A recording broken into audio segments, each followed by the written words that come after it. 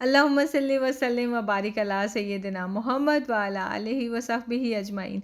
अस्सलामु अलैकुम। तो विंटर वेकेशन ख़त्म हो चुकी है और बच्चे स्कूल चले गए हैं। आप बताएं कि आपके कंट्रीज़ में विंटर वेकेशन ख़त्म हुई हैं या नहीं हुई हैं, या समर चल रहा है, क्या स्टोरी है? तो यहाँ पे रूटीन नॉर्मल हो गई है। शहज़ाद भी ऑफ़िस जा चुके हैं, बच्चे स्कूल जा चुके हैं और मैं अभी बैठी हुई थी, फ़ोन यूज़ कर रही थी। सुबह-सुबह सर्दी लगती है। अब तो ख़ैर इस वक्त आई थिंक 10 बजे का टाइम हो रहा था। मैंने सोचा कि चलो अब नाश्ता कर लेते हैं। आज हो गई थी थोड़ी सी लेट। तो ये मैंने ओट्स से जो अपने लिए बनाए हुए थे ना सीरियल, तो ये वो मैं खा रही हूँ। उसमें मैंने दूध डाला है और इसको मैं गर्म कर लूँगी। मैंने योगर्ट पे भी डाल के खाया था, मज़ा आता था, लेकिन ना योगर्ट के हिसाब से थोड़ा सा हार्ड रहता है, तो दूध में गर्म करके खाए ना तो सॉफ्ट सॉफ्ट सा और गर्म सा दूध होता है, कोज़ी हो जाता है। विंटर में बहुत मज़ा आता है। साथ में मैं चाय बना लूँगी और बैठ के सुकून से अपना नाश्ता करूँगी।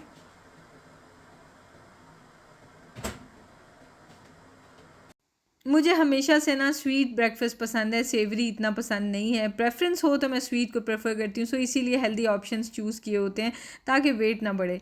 तो ये मैं कपड़े लेने के लिए आई थी स्टैंड पे से, तो ये क्या हाल हुआ, बस सारे कपड़ों के ऊपर सैंड ही सैंड गिरी हुई है।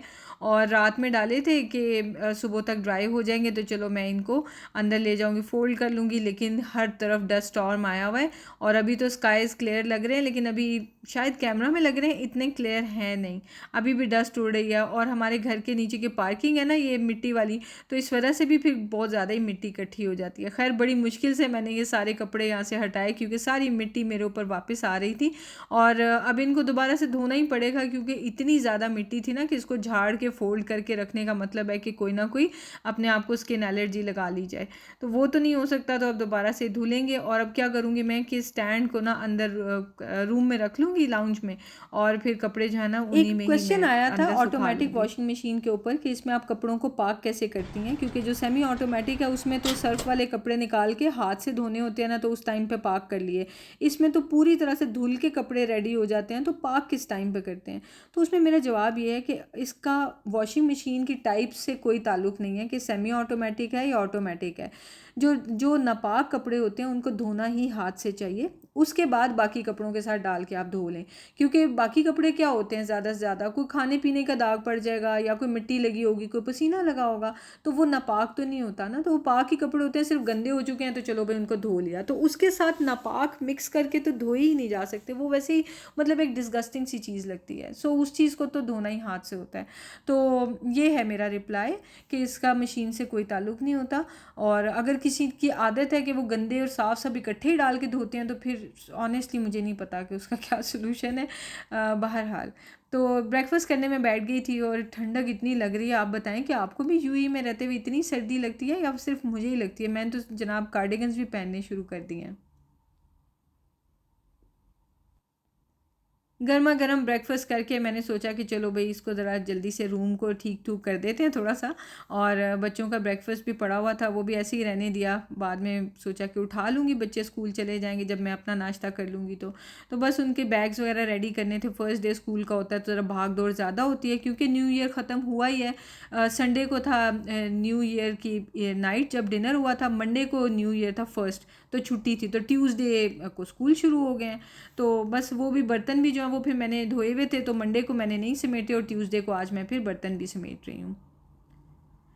ये फ़ॉर्क्स और स्पून्स जो है ना, ये मुझे बहुत अच्छे लगते हैं और इनको मैं हमेशा इस बॉक्स में डाल के रखती हूँ। मुझे ऐसे एक वहम सा रहता है कि अगर मैं इनको खुला रख दूँगी ना, तो कहीं ऐसा ही ना हो कि इनका गोल्डन कलर ख़राब हो जाए। जब मैं यहाँ पे नई नई यूएई आई थी ना, तो मैंने इनको ख़रीदा था, तो मुझे बड़े ये प्यारे लगते हैं। और कभी कभी मैं इनको निकालती हूँ और फिर फ़ौरन से मैं इनको वापस भी रख लेती हूँ। ये फ़र्स्ट टाइम हुआ है कि मैंने मंडे को बर्तन धोए हुए थे और मैंने इनको जाके ट्यूसडे को जो है वो रखा है वरना फ़ौरन फ़ौरन मैं इनको धो के ड्राई करके रख लेती हूँ।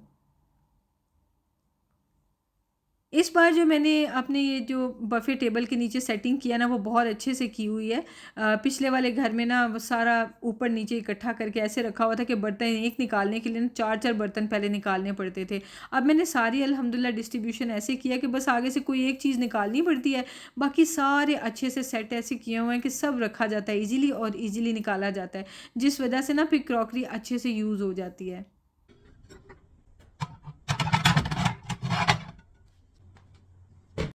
आज मेरा दिल कर रहा था कि अचारी आलू चने बनाऊं। बनते भी जल्दी हैं और बड़े मज़े के बनते हैं, लेकिन मेरे पास ना कैबिनेट में पड़े हुए थे ये चिकपीस के कैंस, तो मैं इनकी एक्सपायरी देखती हूँ। याद है मैंने आपसे जिक्र किया था कि पेंट्री स्टफ़ पड़ा हुआ है, इसको मैं यूज़ करूँ नेक्स्ट रमज़ान आने से पहले पहले।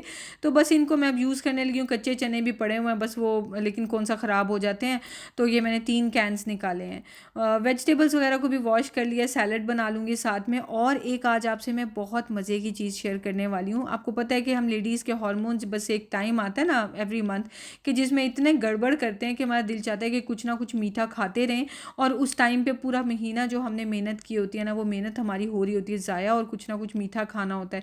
तो मैं आपसे एक वो मज़े की चीज़ शेयर करने लगी हूँ कि एक हद से ज़्यादा आप खा भी नहीं सकेंगे, और उन्हीं 3-4 दिनों में वो ख़त्म भी हो जाएगी, और आपका जो है ना वेट भी नहीं बढ़ेगा।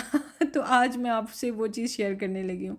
बहरहाल मैंने ऑयल में ना डाले हैं प्याज और जिंजर गार्लिक डाला है, और उसको पकने दे रही हूँ। उतनी देर में मैंने ये सौंफ डाली है, और सौंफ को ना मैं ऐसे क्या कहते हैं, कोर्स सा मैंने कूट लिया है। साथ में राई डाली है, अजवाइन डाली है, और साथ में ये लाल मिर्च डाली है। तो इसको मैं जल्दी से निकाल भी लूँगी ताकि ये अंदर इसका एक्सट्रैक्ट ना आ जाए। साथ में मैंने इसमें ज़ीरा भी डाला है। हल्का सा, हल्की सी आग पे से मैंने भूना है, कि आपको पता है कि ये जो अचारी मसाले होते हैं ना, इससे ज़्यादा देर भूने तो ये कड़वे हो जाते हैं, तो इसलिए ये आपने ध्यान रखना है। फटाफट से मैंने इसमें आलू काट के डाल दिए, और आलू भी मैंने ऐसे नॉर्मल से साइज़ के काटे हैं, बहुत छोटे या बहुत बड़े नहीं। जैसे समझने जितने चने होते हैं ना, उससे 3 टाइम ज़्यादा साइज़ के हैं। तो बस इनको भी हल्का सा सौते करूँगी, ज़्यादा देर नहीं करूँगी, क्योंकि ज़ाहिर उतनी देर ये जो मसाला है फिर ये भी तो भुनेगा। साथ ही मैंने मिर्चें निकाल के साइड पे रख ली हैं, लास्ट में डेकोरेशन के लिए डाल दूँगी। अच्छा, इसमें मैंने डाला है थोड़ा सा नमक, और बस ये ऊपर से ना ये थोड़े से ट्रांसपेरेंट से हुए ना, तो इसके अंदर बाकी चीज़ें मैं डाल दूँगी, जैसे कि कुटी हुई लाल मिर्च और ये चाट मसाला, ये आप अपने फ्लेवर के अकॉर्डिंगली डालना। साथ में इसमें मैंने डाल दिया है धनिया पाउडर, और ये हल्दी पाउडर, और ये पेपरिका पाउडर। क्योंकि लाल मिर्च कम डालती हूँ ना, तो फिर पेपरिका पाउडर से मैं कलर बना लेती हूँ।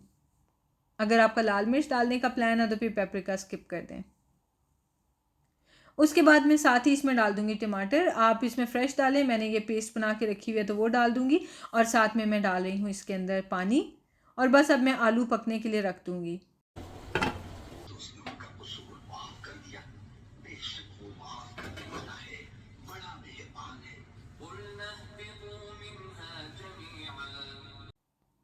तिलावत और तर्जुमा सुनते सुनते कुकिंग करने का एक मज़ा ही और होता है। ऐसे पीस फील हो रहा होता है ना अपनी सराउंडिंग्स में, ऐसे हैप्पीनेस और पीस और पॉजिटिविटी फील होती है। अच्छा, ये कैंस मैंने ओपन कर लिए हैं, क्योंकि आलू जो है ना वो 80% डन हो गए थे, तो अब मैं इसमें ये डाल दूंगी चने।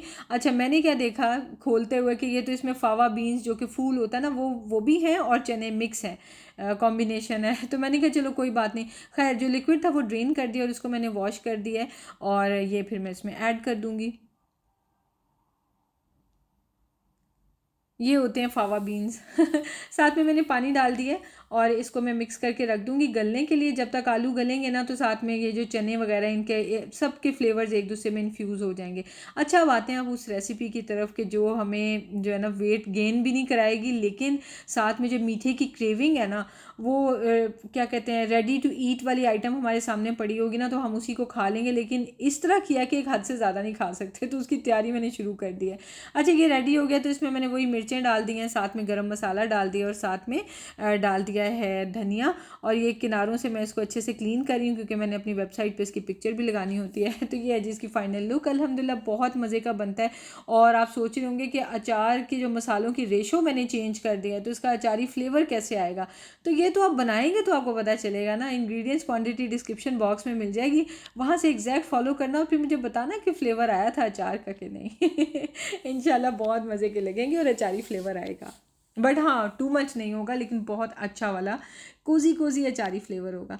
अच्छा जी, अब मैं बना रही हूँ डेट कोटेड चिकपीस, ठीक है, और ये स्नैक है। इसके लिए मैंने खजूरें ले ली हैं 1 कप। वो छोटी बड़ी जो भी खजूरें आप ले लें, और ये काफ़ी सॉफ्ट वाली हैं, ये मजदूल डेट्स हैं, तो काफ़ी सॉफ्ट हैं। तो आपके पास अगर हार्ड खजूरें भी हैं ना, तो मैं नॉर्मल रूम टेम्परेचर वाला इसमें पानी डालूंगी, तो आप ना गर्म पानी डाल के थोड़ा सा तो इसको थोड़ी देर रख लेना, और फिर ब्लेंड कर लेना।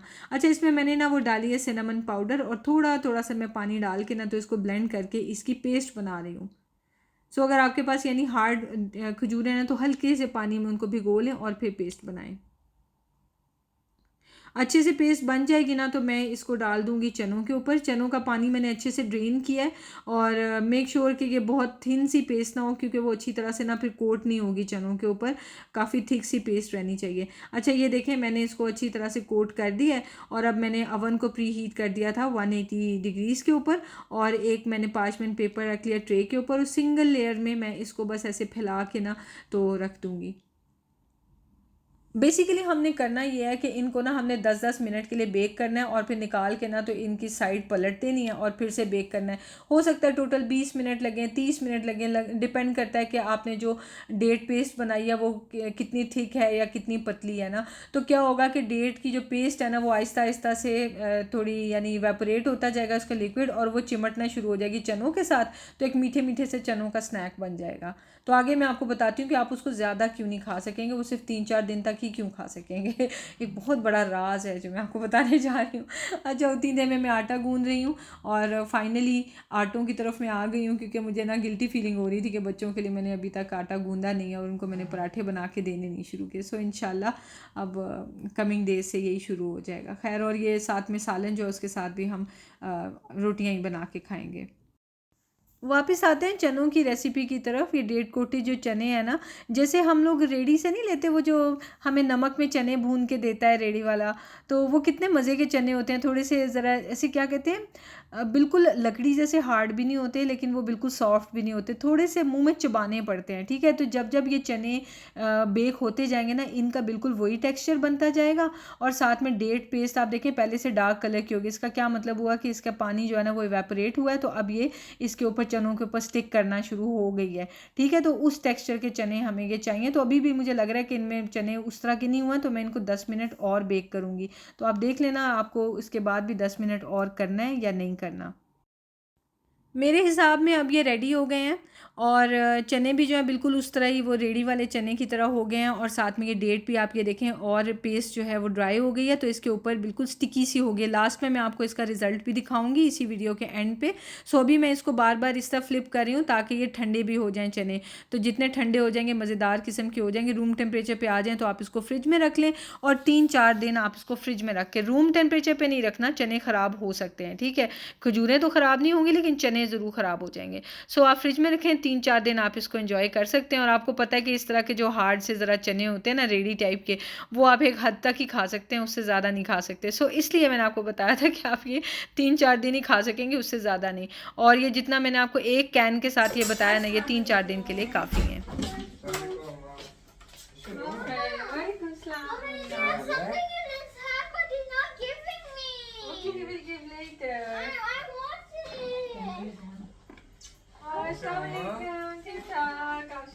चलो शूज उतार दो बेटा, शूज उतार के आओ। मिशी ने बैग भी नहीं अपना उतारा, शुक्र है शूज़ उतार दिए उसने।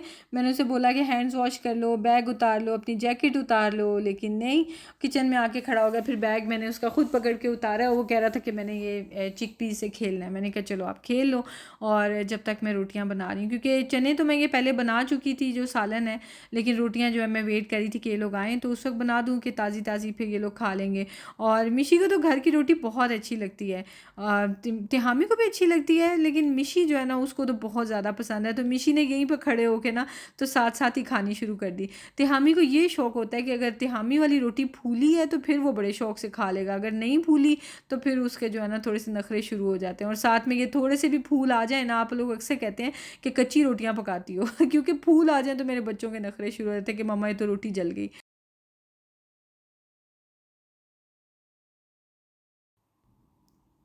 खाना अब मैं बच्चों को भी सर्व कर दूंगी, मैं भी बच्चों के साथ खा लूँगी क्योंकि रात को मैंने खाना मिस करना है। आजकल मुझे क्या शौक़ हुआ है कि रात में ना मैं सिर्फ जो वेलेंशिया ऑरेंजेस होते हैं ना वही खा के पेट भर लेती हूँ और सो जाती हूँ। तो थोड़ी सी वॉक कर लेती हूँ और सो जाती हूँ। कहते हैं रात को सोने से पहले फ्रूट नहीं खाना चाहिए, but let me tell you, रात को 2 ऑरेंजेस खा के यकीन करें पेट भी भर जाता है और मेरे वेट लॉस में बहुत हेल्प हो रही है। इस पर भी मैं इंशाल्लाह बात करूँगी। खैर तो ये देखें कितनी माशाल्लाह अच्छी लुक आई है, कलर भी बहुत अच्छा आया है और टेस्ट भी बहुत अच्छा है और बिल्कुल नरम नरम से आलू, बहुत मज़ा आ रहा था। कोजी कोजी सा खाना है, आप भी हमें ज्वाइन करें।